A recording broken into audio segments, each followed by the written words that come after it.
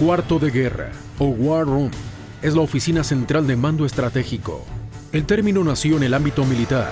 En comunicación política es el grupo de especialistas que aportan experiencia y conocimiento, que analizan, planean y toman decisiones en campaña electoral o en gobierno. Cuarto de guerra. En este programa, Gil Castillo, Brasil, publicista y consultora política, directora de la consultora Tupi Company y presidenta de la ALACOP, Asociación Latinoamericana de Consultores Políticos, directora del ICP en Brasil y miembro de la Sociedad Brasileña Politicom. Ha trabajado en campañas electorales y comunicación de gobiernos en Brasil, América Latina y África. Alfonso Pérez, México, comunicador político, especialista en la construcción en definición y construcción de mensaje. Director de las consultorías La Ruptura y Comunica, agencias de comunicación política, asesor para diferentes niveles de gobierno, partidos y actores políticos en México y Ecuador. Mario Riorda, Argentina, catedrático y consultor político para gobiernos y partidos políticos, maestro en política y gestión pública y doctor en comunicación social. Fue decano de la Facultad de Ciencia Política y Relaciones Internacionales de la Universidad Católica de Córdoba, Argentina. Ha asesorado más de 100 procesos electorales en América Latina. Javier Sánchez Galicia, consultor en comunicación política para campañas electorales y gobiernos locales, especialista en comunicación de crisis, presidente del Instituto de Comunicación Política ICP, conferencista internacional, profesor de programas especializados en México y España, editor, autor y coautor de libros sobre comunicación política. Cuarto de guerra. ¿Qué tal? Bienvenidos al primer programa de Cuarto de Guerra. Como ya vieron en la presentación, nos acompañan en esta ocasión nuestro amigo Mario Riorda, que viene de la Argentina, ahora a una conferencia y aprovechando su tiempo aquí en México con la participación con nosotros en esta primera emisión de Cuarto de Guerra. ¿Qué tal? ¿Cómo estás, Mario? Gil Castillo, presidenta de ALACOP, y también aprovechando su estancia en este tour académico que ha hecho en México para la presentación y lanzamiento de la Asamblea próxima. Contamos con su presencia, gracias, de Brasil directamente. Gracias, Javier, un gusto enorme. Y Alfonso Pérez, amigo nuestro, compañero de 1000 batallas en México, un experto en lo que pasa en la capital mexicana, sobre todo en procesos electorales, y también en esta conversación que tendremos en esta primera emisión de Cuarto de Guerra. Gracias, Mario, Gil. Pues para empezar, la idea es tratar de hacer un análisis de las elecciones en América Latina, particularmente los procesos electorales que se avecinan.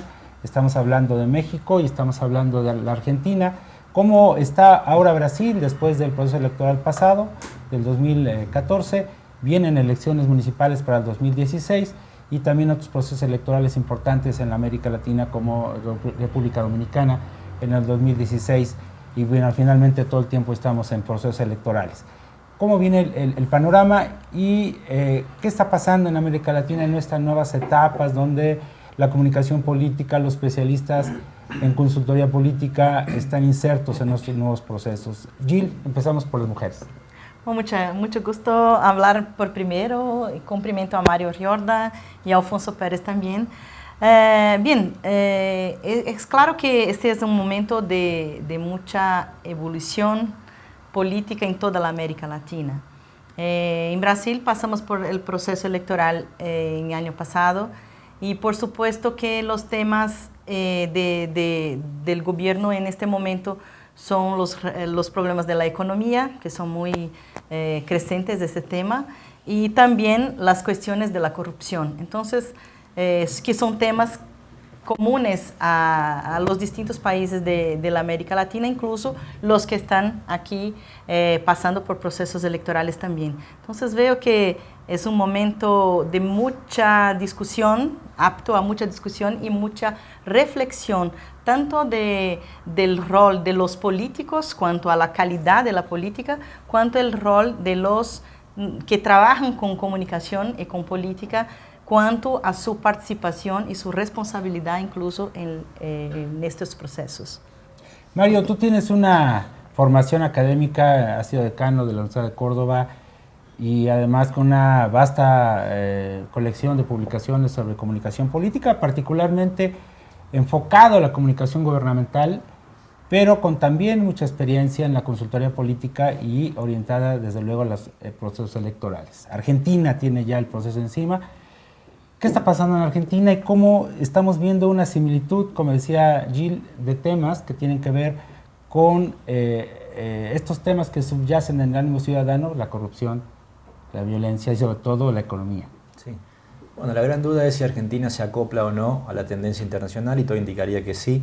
Y cuando hablo de tendencia internacional me refiero a la última etapa de elecciones preferentemente presidenciales en toda la región, que inaugura Chile, que luego continúa Salvador, Costa Rica, la propia Panamá, Colombia, Brasil, y que tuvo solo como excepción a Bolivia. ¿Cuál fue la característica?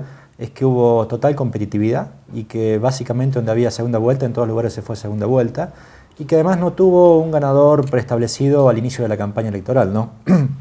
Si uno evalúa esta tendencia comparada a la tendencia de la década de los 80 preferentemente, y el primer tramo de los 90 era que los gobiernos perdían mucho más de los que ganaban, los oficialismos, ¿no? Es decir, había alta rotación.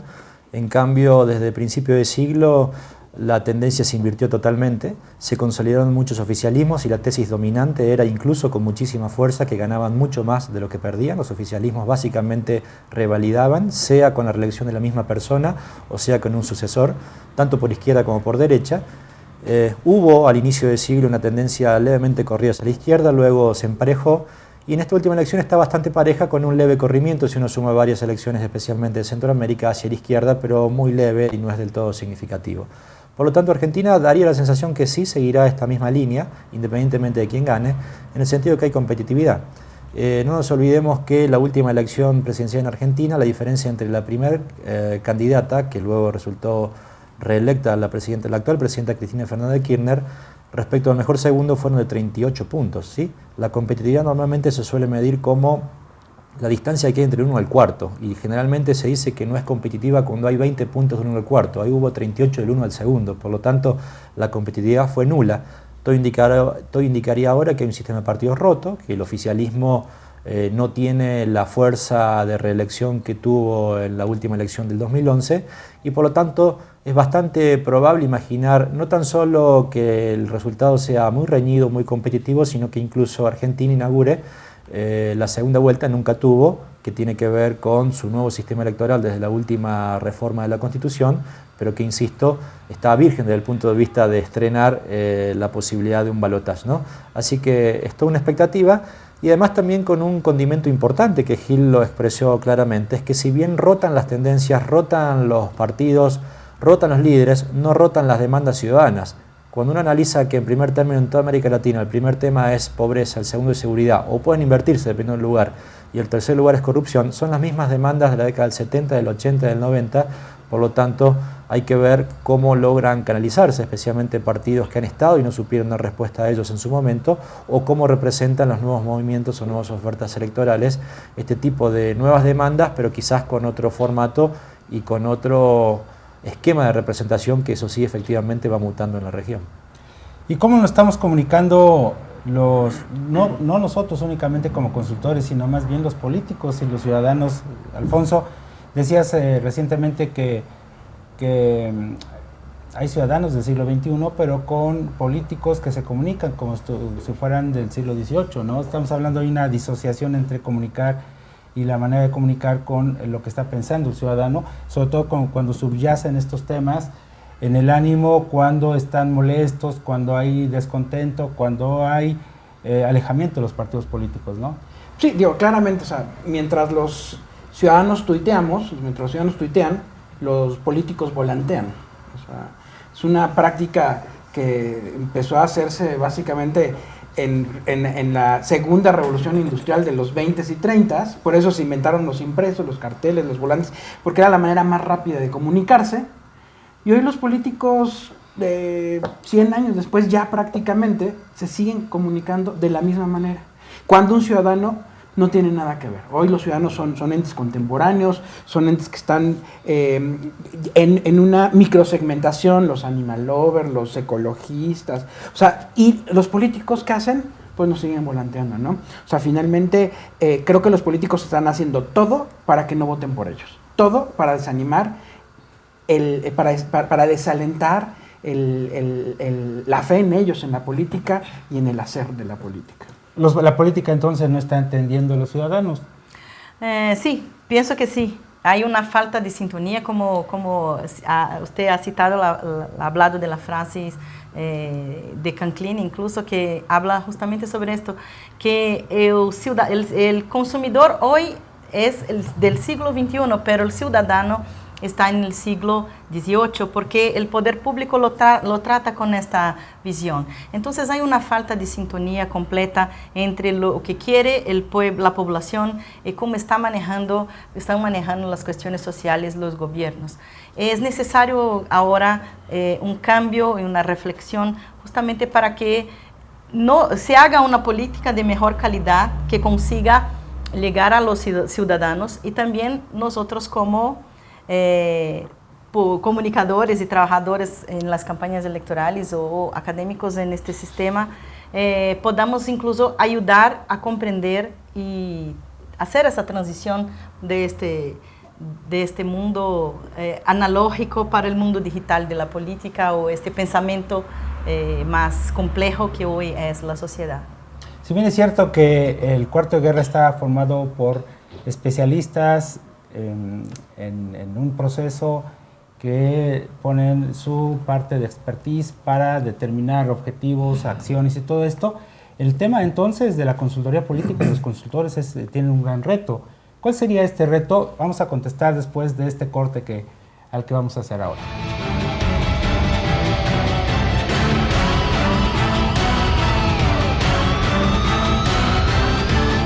Continuamos. Cuarto de Guerra.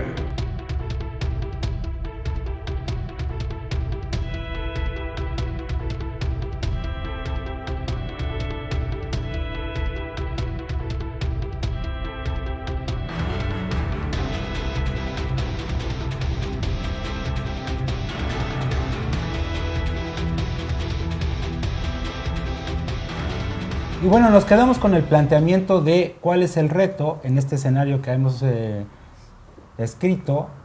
¿Cuál es el reto de los consultores políticos? Mario. Yo creo que hay uno, por sobre todo, que es comprender la complejidad. Me da la sensación que en su momento, cuando apareció la famosa tesis de la americanización de las campañas electorales, técnicamente es la norteamericanización de las campañas electorales, daban cuenta de alguna manera que las campañas empezaban a reproducir la complejidad social. Y me parece que ahí el rol del consultor es importante, porque deja de ser la pieza central en términos de la ejecución de la campaña y pasa a ser una pieza sumamente importante en términos de la coordinación de la campaña. No es lo mismo una cosa que otra. Y se incorporan, yo diría, todo tipo de estamentos y además de proveedores y profesionales con actividades absolutamente diversas que eran impensables hace muy poquito tiempo. Y hablo desde la cuestión digital, que ha de alguna manera puesto en crisis la tranquilidad, la estabilidad y por qué no la inercia con la cual trabajábamos, pero es mucho más que eso, ¿sí? Entonces el desafío tiene que ver con romper el todismo. Antes los consultores eran todos, eran desde encuestadores hasta publicistas, además de consultores estratégicos, y hoy es muy difícil que pueda haber esa persona tan preponderante en la definición de todo. Una cosa es en la coordinación de todo, otra cosa es la definición de todo. Pero de alguna manera, sí, por favor. Yo creo que también, o sea, es fundamental eso, pero el reto de la consultoría, hoy lo veo, es comprometerse no con el cliente, con el político, comprometerse con la ciudadanía. O sea, porque finalmente creo que también hubo o hay unos consultores formados en el tema del atender al cliente y abstraerse del tema social, que finalmente como consultor y como pequeño partícipe o gran partícipe del tema, pues tu responsabilidad finalmente es un tema social también. Totalmente. Sí, creo que las dos falas son muy interesantes. Primero porque es importantísimo que nosotros comprendamos que la fase del consultor como un mago que conduce a todo no existe. Es necesario un equipo multidisciplinaria con incluso funciones que no existían, como dice Mario, y hoy son importantísimas dentro del proceso electoral. Y después también esta cuestión de la responsabilidad social, porque es hasta incluso un tipo de hipocresía cuando hablamos de democracias y no nos involucramos como profesionales después de las elecciones, cómo se va a pasar la gobernación. Entonces, por supuesto que el consultor no tiene el poder total sobre esto, pero es importante que en los periodos electorales, cuando están se ayudando a proponer, a ayudar en las propuestas, que se pense cómo será el futuro. ¿Son cosas factibles o se promete en la campaña y después son cosas que no se podrán cumplir? Es ¿no? La dimensión ética, si me permiten un segundito.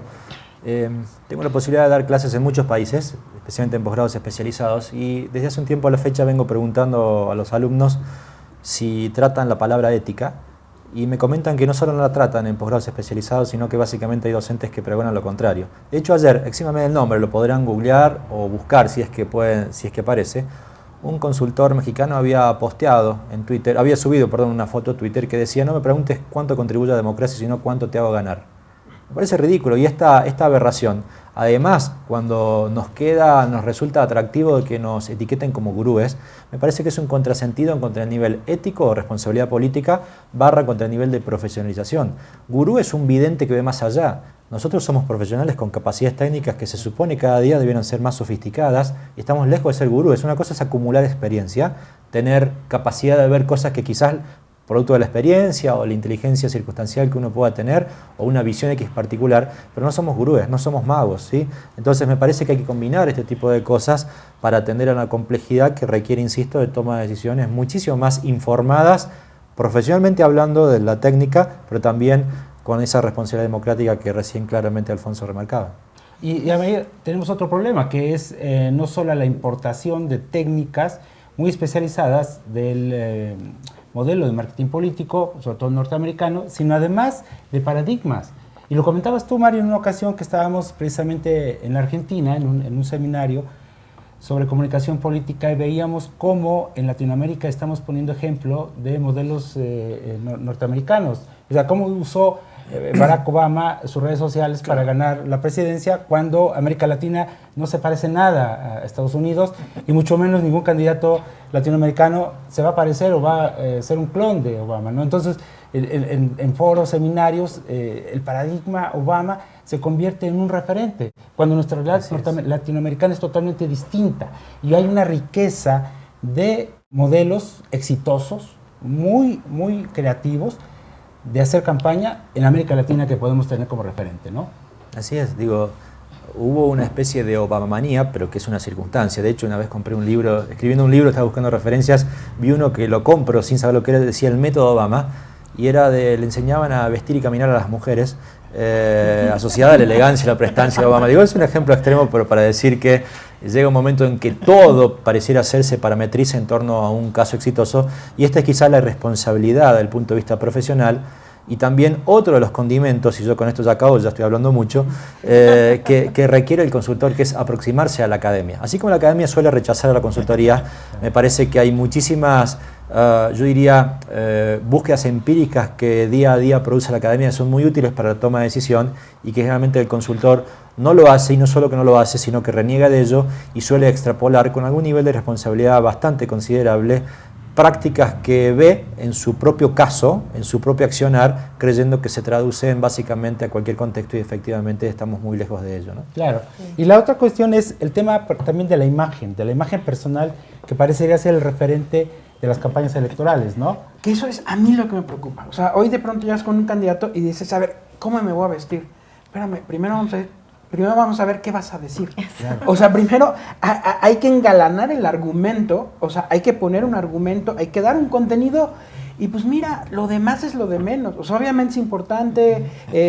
La corbata roja, que sí. Pues no necesitando, claro, con que se peinen y se bañen, creo que es suficiente. Sí. Pero finalmente, bien peinado y bien bañado, lo que estamos teniendo hoy día son muchos candidatos huecos que se preocupan por la corbata y no por tener una buena argumentación, sí, y no por mirar las propuestas de los adversarios, y por ver finalmente, el problema no es ganar la elección, o sea, es circunstancia, la ganas o la pierdes. El problema es qué haces después con el poder. Exactamente. Tienes 3 o 6 años para echar a perder una ciudad, un país, un territorio. Exactamente. Entonces, ¿dónde está el problema, Gil?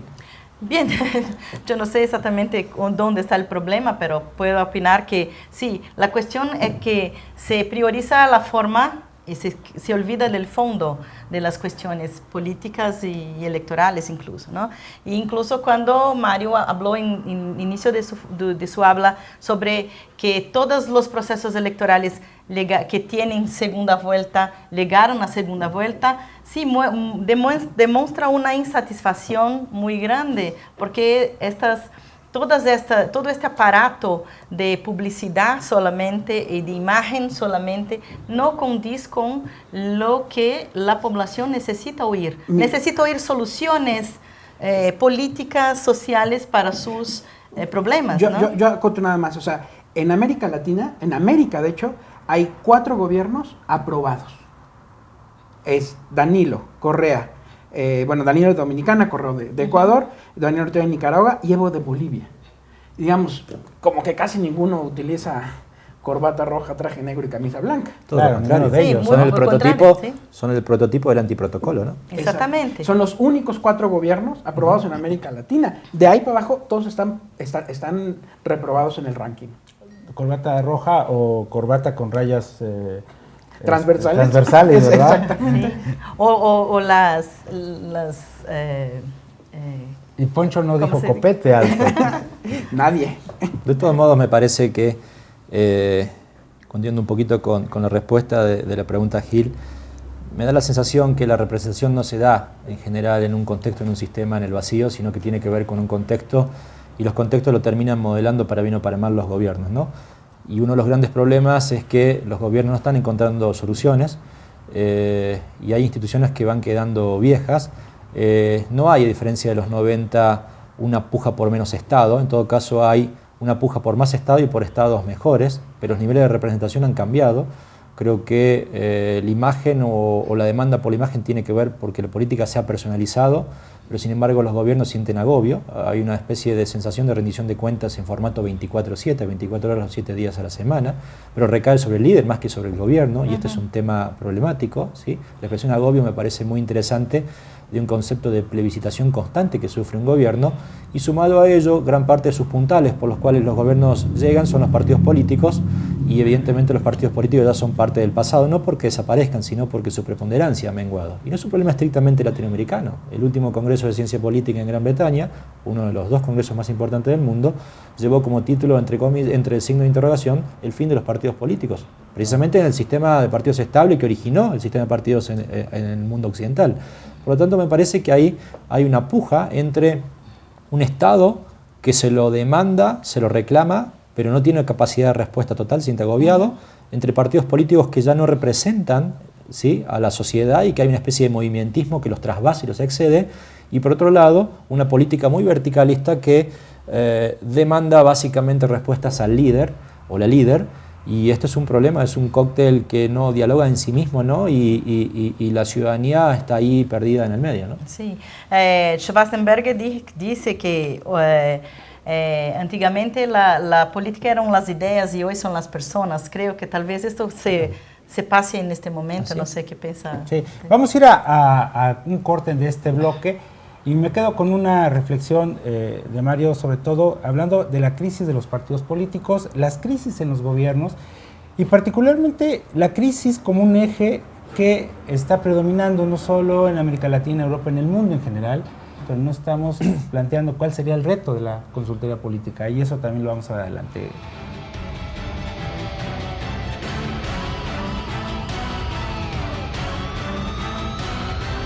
Continuamos.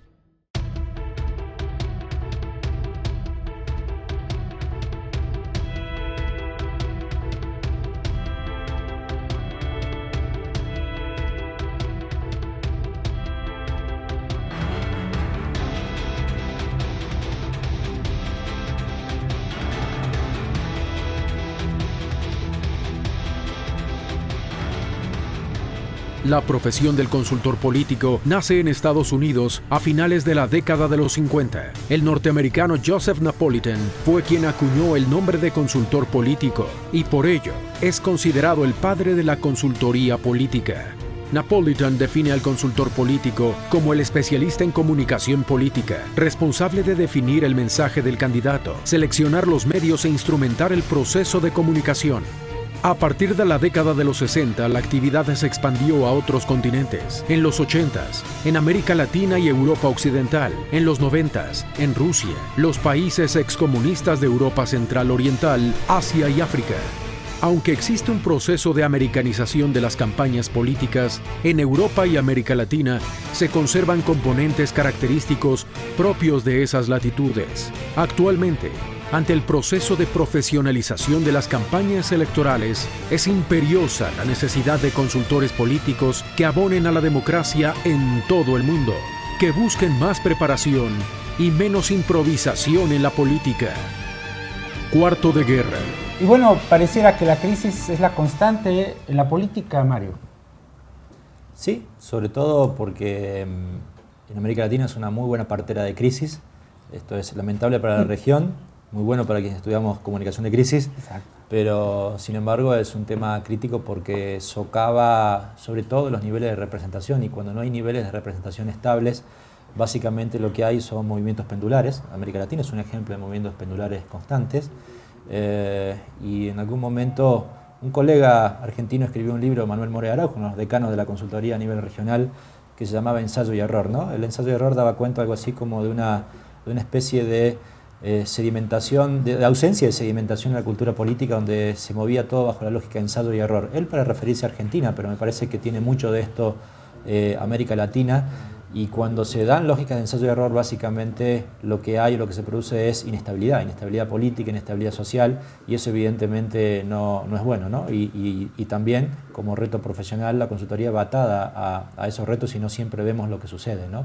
Entonces me parece de modo muy significativo también que, retomando lo que antes veíamos, que nuestra tarea tenga que ver con aportar mínimas dosis de estabilidad, que tengamos que, yo lo digo vulgarmente, que nos tiemblen las piernas a la hora de recomendar algún tipo de acciones, ¿sí?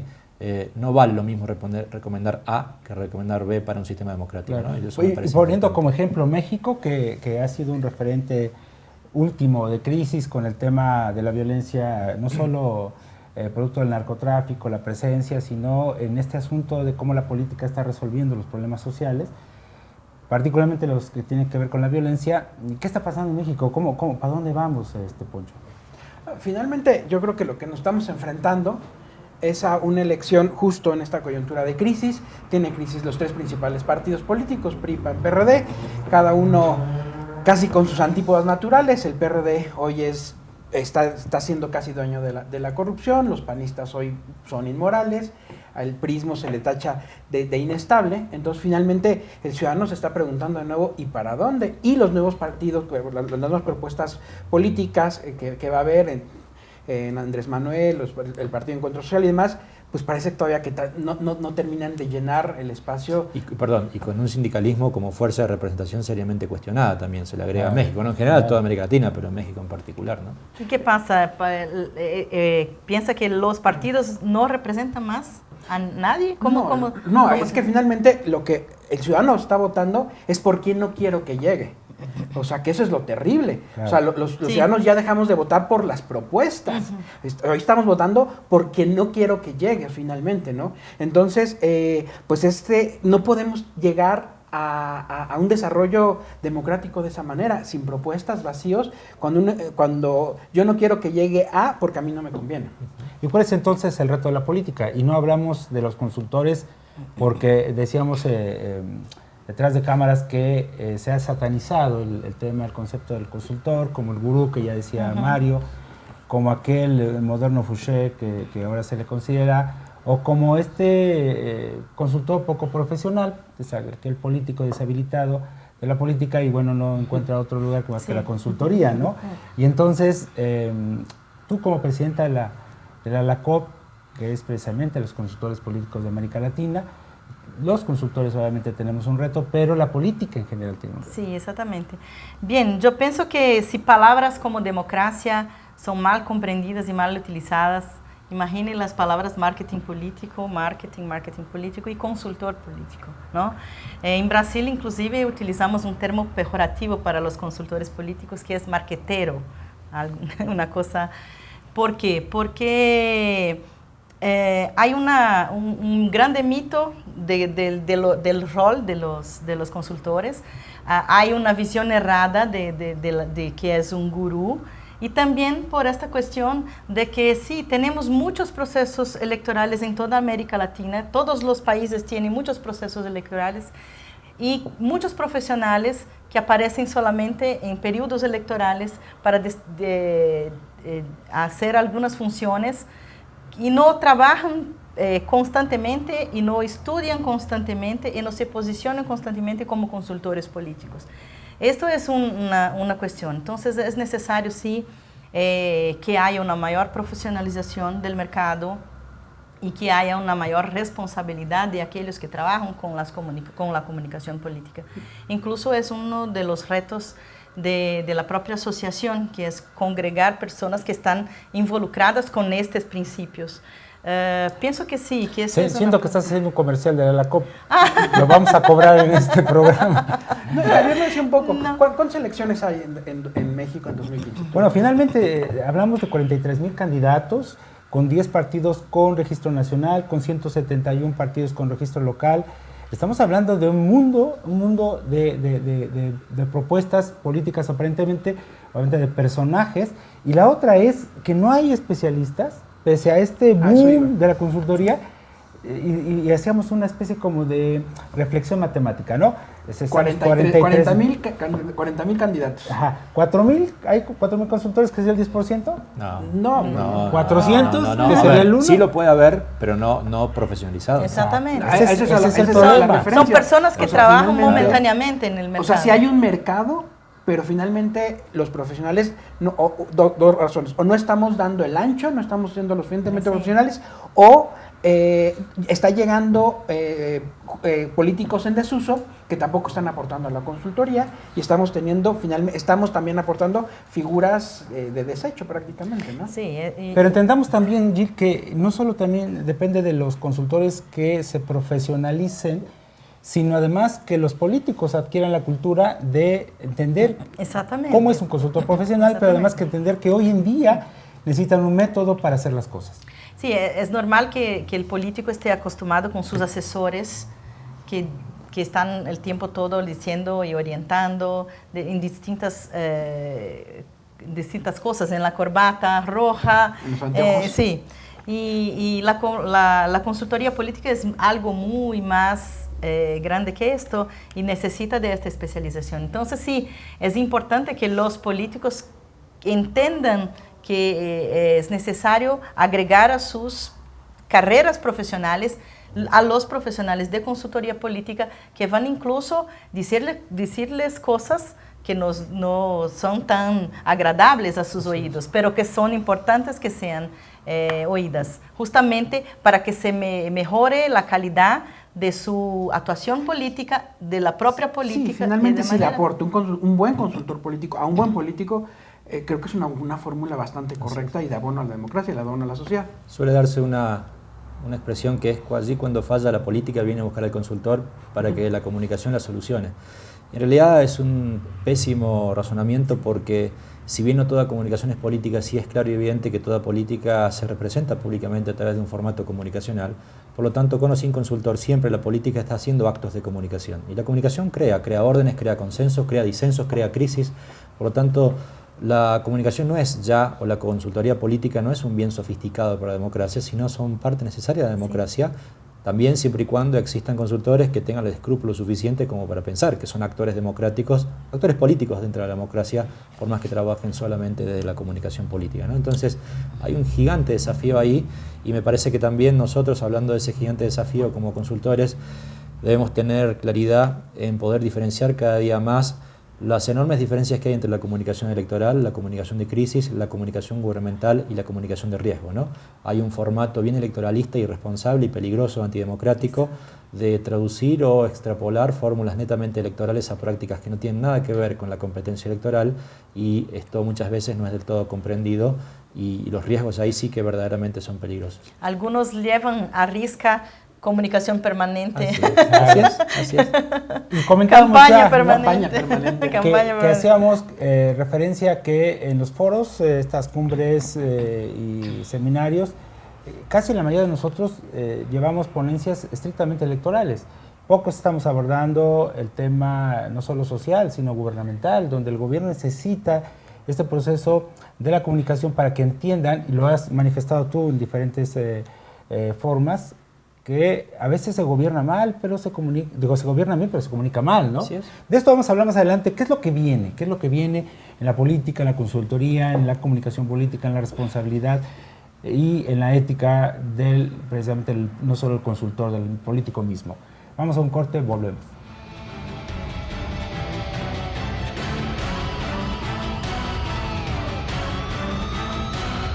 Continuamos. Cuarto de guerra.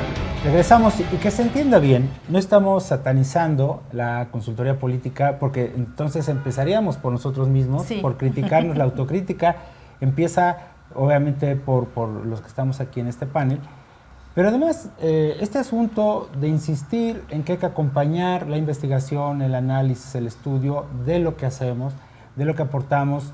Los que estamos aquí hemos trabajado con algunas publicaciones que analizan y están impulsando precisamente esa profesionalización. Lo que tratamos de decir también es que la política misma, los políticos, los candidatos, entiendan este proceso y que se apliquen sus campañas y que entiendan cómo la política también tiene que ser profesional. Y en esa profesionalización de la política tienen que entender cómo debe ir acompañada la consultoría, cómo debe ir acompañada la comunicación. Y decíamos en el último bloque, precisamente, Mario, que hay gobiernos de los que aplica muy poco la comunicación política, y tú sabes que hemos también trabajado esa parte, y encuentras gobiernos que no hay un manual de crisis, porque ni siquiera hay una política de comunicación. O sea, ¿cómo quieren un manual de crisis si ni siquiera tienen un manual de comunicación del gobierno? Porque están anclados a las clásicas oficinas de prensa, ¿no?, que mandan el boletín en los medios, las fotos, y ahora el tema, por ejemplo, para redes sociales. La profesionalización entonces también debe estar inserta en la política misma, no solo de las campañas electorales, sino del gobierno mismo. Sí, por supuesto. Y en ese sentido me parece que hay una serie de tendencias bastante claras para todos los gobiernos que son, yo diría, desafíos imposibles de ser obviados, ¿no? El primero es una especie de manejar un equilibrio que tiene sí un efecto de traslación del electoral, pero que sigue vigente en la faz gubernamental, que es cómo combina un equilibrio que no se sesgue más hacia un lado hacia el otro, que es la ideologización, el exceso de personalización, la emotividad constante y la negatividad. Son 4 elementos de la cultura de la comunicación política actual, contemporánea, que hay que matizar y sopesar y equilibrar. En segundo término, la necesidad de construir relatos de gobierno, narrativas de gobierno. Le he puesto un nombre hace tiempo para llamarla esto mitos de gobierno, porque en parte la gente es lo que está buscando como aporte de certeza y escala de valores sobre la cual se toman las decisiones. Y luego una serie de dimensiones bastante más operativas que, a mi entender, se plantean como desafíos actuales, pero también como tendencias futuras, ¿no? Por un lado, el reconocimiento de una hibridez, yo diría tecnológica digital todavía en la región, y esta hibridez implica que se va hacia un patrón mucho más tecnológico que territorial, pero que lo segundo probablemente no desaparezca nunca. En segundo término, el reconocimiento de prácticas asociadas a la microsegmentación, y a mi entender el desafío más importante de todo lo que digo, el más importante de la comunicación, a mi entender el más complejo, que es pensar en prácticas convergentes, entendiendo la convergencia no tan solo la idea de diseminar un mensaje en múltiples formatos, en diferentes canales, sino básicamente atendiendo a que las audiencias son migrantes, es decir, no están en un mismo lugar, en un único medio, sino que rotan. Y además tiene que ver también con la organización interna, ¿no? Hay una cultura, un capítulo bastante olvidado, que es cómo se organizan los gabinetes de comunicación y el criterio de agilidad y dinamismo para la modificación rápida.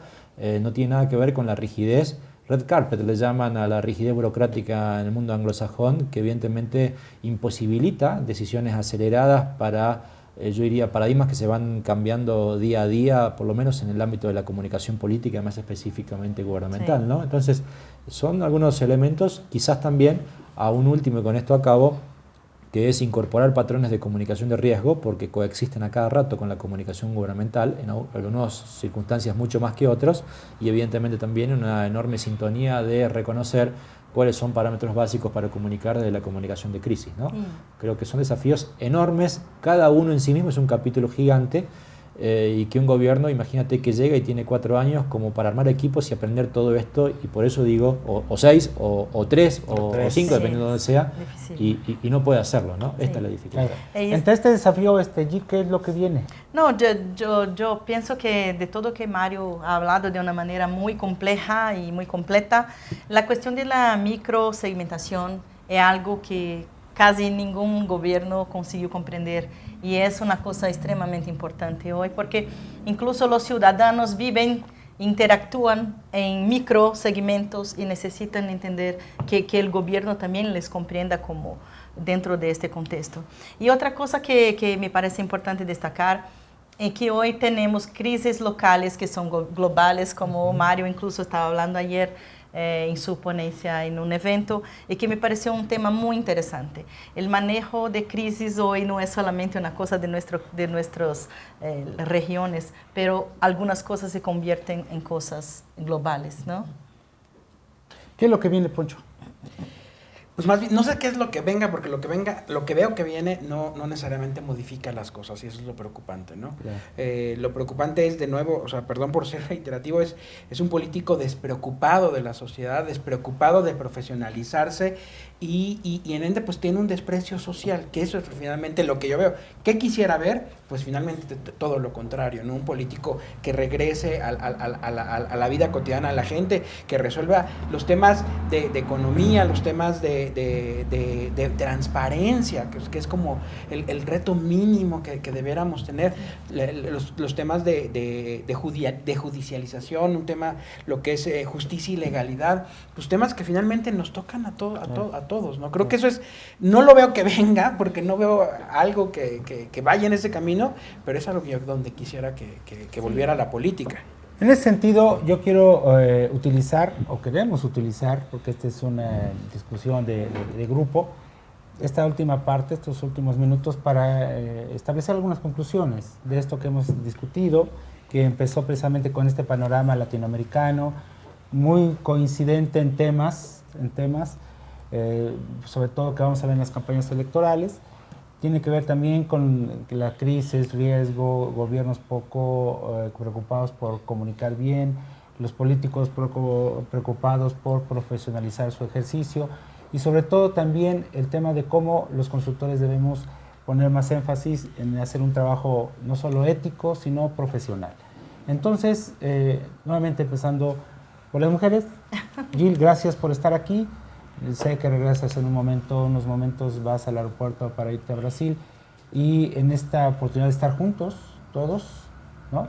En esta posibilidad de analizar desde el Río Bravo hasta la Patagonia, Mario, porque al final esta realidad norteamericana es muy, muy parecida, y lo hemos comprobado cada día más. ¿Qué podemos decir ahora con este panorama? Bien, gracias Javier por todo, y bien. Pienso que só estamos aquí incluso discutindo estas cuestiones porque sí vivimos en un momento que es crucial para todas estas cuestiones, las cuestiones electorales, políticas y de la consultoría y de la comunicación política.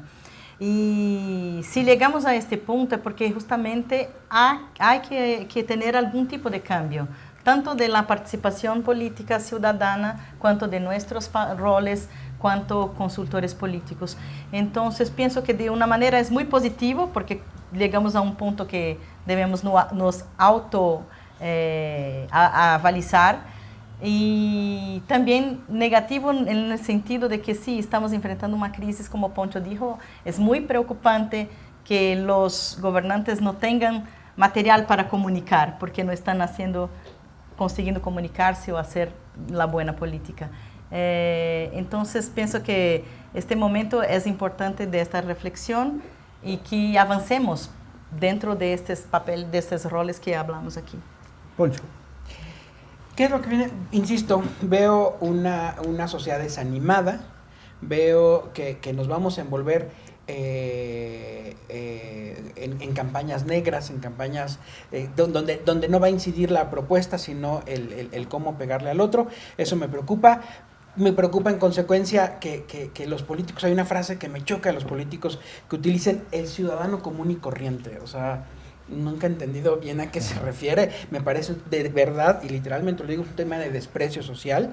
Y lo único que yo esperaría es que se volcaran por el ciudadano. O sea, el ciudadano, o sea, si bien está desanimado, tiene avidez de ver a un liderazgo, de ver gobiernos correctos, de ver una política que le incida en su vida diaria. Eso es lo que yo quisiera. Y bueno, todos nosotros creo que debiéramos comprometernos desde el ángulo y desde las actividades y acciones que tenemos incidencia con gobernantes, de encaminar hacia allá las cosas. Creo que es un tema de ética, de moral, y la moral no es un árbol de moras, como decía un político mexicano. De Moreira, entonces.